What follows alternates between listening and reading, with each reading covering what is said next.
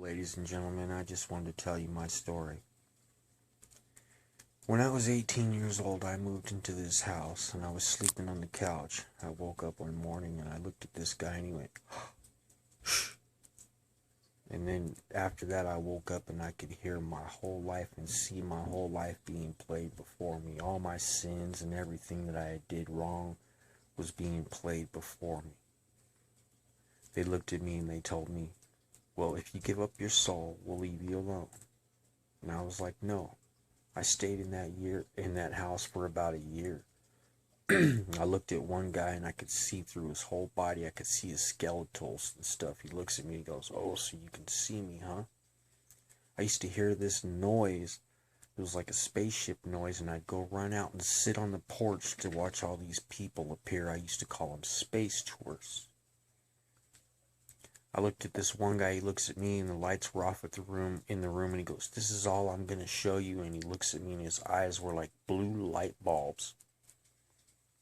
There was one guy I know, he used to wake up every morning, he'd go out and he'd steal a car, and in the glove box it would have a credit card with 666 on it. And he'd fill up the gas tank and he'd go rob houses. I have no idea how he was able to see these things. This girl used to walk around the room every morning and I'd find myself wrapped up tight like a mummy, just sitting in the chair, not even real. I realized it one day, and when I pulled my arms and legs open, she fell on the floor. I woke up in the middle of the night one time screaming. Something inside of me was going, ah, while this lady was in the corner and ruffling through bags and chains, trying to rip my soul out of me. Before all this happened, the kid that lived in the house looked at me. He's like, he knew what was going to happen. He looked at me and he offered me the keys to a motorcycle. And he goes, dude, you can leave right now. And I looked at him. I was arrogant. I'm like, nah. I had no idea what was going to happen. One day I looked up in the air and you could see these two little angels fighting, scrapping, a black one and a white one. I didn't even care. She's like, look, they're fighting over you. I've never seen that before. I looked up there and I was like, you talk about someone who didn't care. So anyways, I stayed in that house for about a year watching this. I watched the demons come in and fill their bodies with some kind of spirit to where their eyes would turn red and just look pure evil. And they'd ask me, oh, do you want some? And I'm like, no. I thought that I could set an example for them. I didn't even believe any of this was even actually happening. I thought I could just sit there and tell them no. I just looked at the Jesus picture like nothing was ever happening. Like he had my back. I was arrogant. I didn't even care. I was like, Jesus got me. Never even prayed.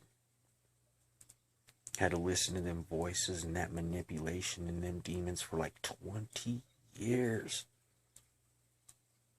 The Lord peeled back the TV and I could see them demons in there, just with their hatred in their eyes, hating the human race, feeding off every negative, ill, sick thought that goes through the human mind. I watched this lady, this one demon, this guy was sitting at the park looking at these little children, and I watched that demon shoot a dart into him with filthy thoughts and fill him full of filthy thoughts towards those children. You could hear that thing fly through the friggin' air. And I'm not kidding. So I just lived in denial for 20 years, just ignored it. And finally one day I started praying to Jesus. I'm like, Jesus, please help me. Please help take me away from my sins. Please help me.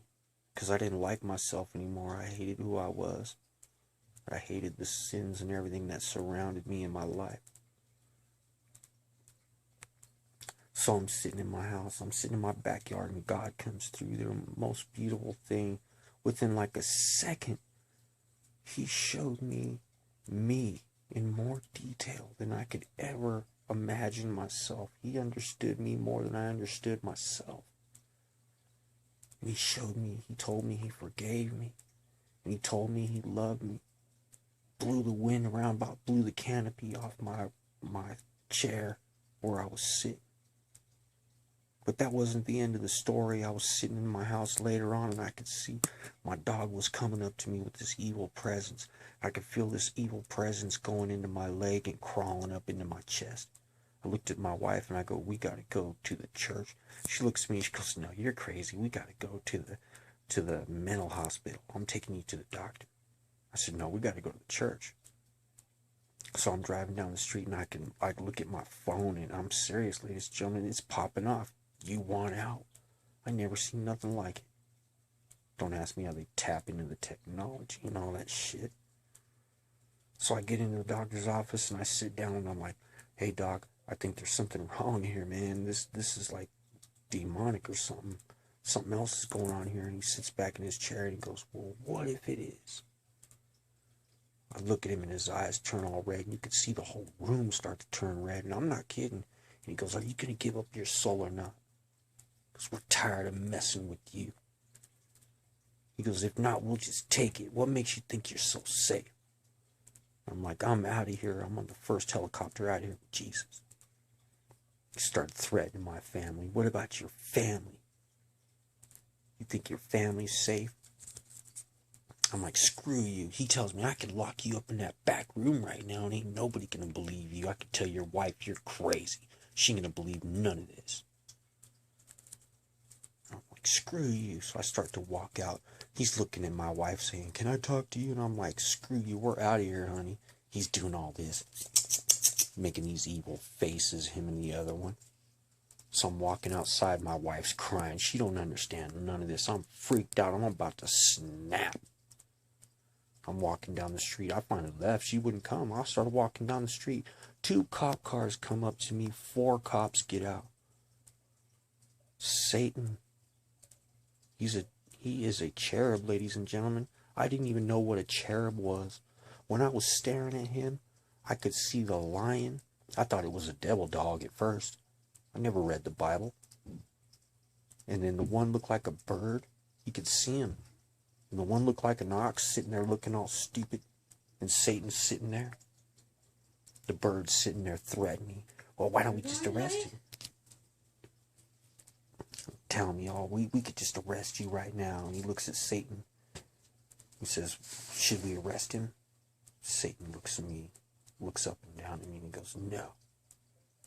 And he looks at me and he goes, "You ain't gonna make it anyway." Ladies and gentlemen, this ain't no joke.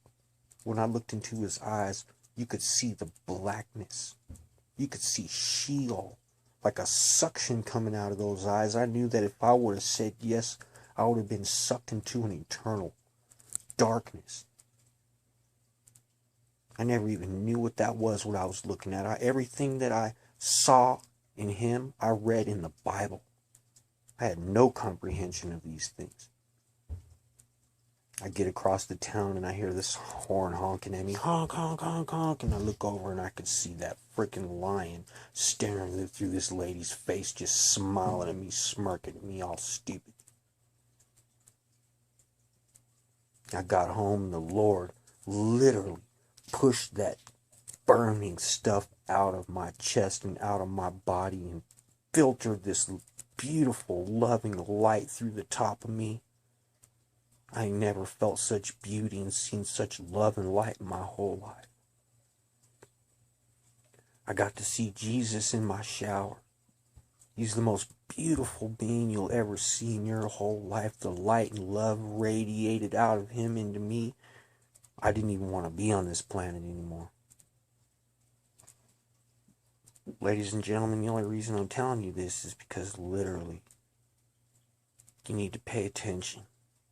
Don't take life for granted. You need to pray to Jesus and have a relationship with him and a true understanding.